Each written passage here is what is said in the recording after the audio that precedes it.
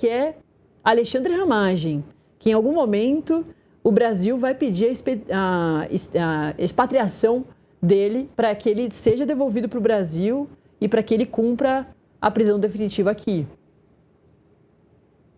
Nath, é aquele negócio que a gente sempre fala no Brasil, né? Não existe meia grávida, né? E aí eu quero falar da Lei Magnitsky. Pela elaboração desse roteiro, desse script que a direita está traçando, né? Está publicando, não tem mais o que fazer na questão do ministro Alexandre de Moraes ou da esposa dele. A lei foi aplicada, está vigente. Então não tem nada que vai falar assim, não, vamos agora aplicar a lei Magnitsky Plus, né, Ultra Premium. Não existe isso. A gente precisa, gente que está nos assistindo agora, precisa ver lógica nas coisas, né? A aplicação de lei, existe uma questão da física que precisa ser implementada e ser entendida a partir desse ponto. Então, não existe...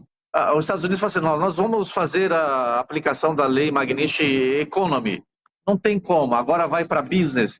Então, assim, o que já foi feito de lei Magnitsky, para que todos entendam, já foi feito para a pessoa física de Alexandre de Moraes e para a esposa dele. A cassação de vistos, ela pode acontecer, independente de se o presidente Donald Trump queira ou não, porque isso também não está no arcabouço do escopo de trabalho do presidente americano. O presidente americano não vai se preocupar se deu visto ou se cassou o visto de um ou de outro. E isso não vai impactar as políticas macros dos Estados Unidos, né? O core business dos Estados Unidos, isso não vai impactar. E já tivemos prova disso, né? A lei Magnitsky foi aplicada, vistos foram cassados e a redução de tarifas aconteceu.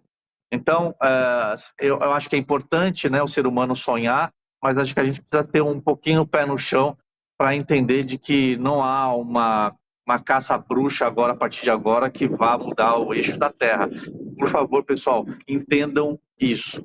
Agora, falando do Ramagem, ou Ramagem, eu nunca sei falar direito o sobrenome dele, mas é o seguinte, ficou muito cômodo, né, Nath, de vir para os Estados Unidos, né, se refugiar aqui nos Estados Unidos, principalmente em Miami, né, onde a gente tem praias maravilhosas. Eu gostaria de me refugiar nas Ilhas Maldivas e qualquer outro lugar, né? Os Estados Unidos já enjoou bastante. Mas veja só que a gente ri, a gente, né, acha graça nisso, mas é um fator muito sério para o brasileiro entender uma coisa dessa. Não é bonito, não é legal, não é engraçado. A gente coloca um colorido aqui na nossa transmissão porque a gente não pode chorar. Mas antigamente, no regime militar, para quem não viveu, para quem não conhece a história, as pessoas que tinham que sair do Brasil para não serem perseguidas, etc., eles iam se refugiar em países, tudo bem, da Europa, mas eles não tinham salários governamentais, eles não tinham verbas, eles perdiam seus empregos, eles dependiam, na época do regime militar, quando eles saíam do Brasil, de ajuda humanitária. Ou seja, era uma situação bastante complexa. Em alguns casos, eles tinham uma certa autorização do governo para trabalhar naquele país, limpando o chão, entregando os jornais, para poder se sustentar. Ou ajudar numa universidade, organizar as cadeiras, as salas de aula. Não é uma coisa que você vê hoje. Hoje o brasileiro está pagando o refúgio, né, de deputados para trabalhar remotamente, para fazer leis via WhatsApp. Será que o povo não consegue entender essa matemática? Se é justo, olha, se a pessoa está se sentindo perseguida, ela que fuja, então que ela arque com as condições financeiras para se sustentar.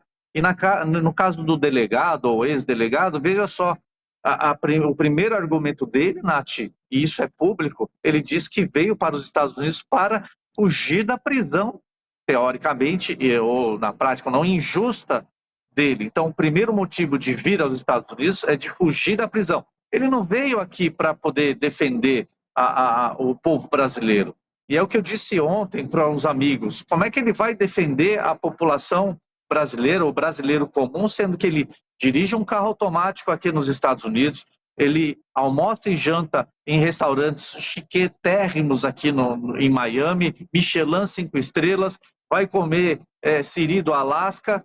Como é que ele vai defender a realidade, os problemas do Brasil, tendo esse berço, né, esse colchão muito confortável nos Estados Unidos? Então, eu não consigo. Tudo bem que a pandemia veio, o trabalho remoto é muito útil, mas no caso de um líder político, de um representante do povo, eu acho que seria mais fácil sair candidato a vereador ou congressista aqui nos Estados Unidos do que fazer esse papelão vindo para os Estados Unidos, porque, volto a dizer, Nath, e até eu gostaria de ter essa mordomia toda. Só que agora ele pode perder o salário, os salários que esses deputados têm, e aí o sentido de querer proteger a família, no caso do Ramagem, que ele também declarou isso, que ele veio para cá para proteger a família, ele coloca a situação da família numa situação bastante vulnerável, porque se ele não tem salário, como é que ele vai sobreviver nos Estados Unidos? Ele pode sobreviver 1 mês, 2 meses, mas depois a conta chega, e chega em dólar.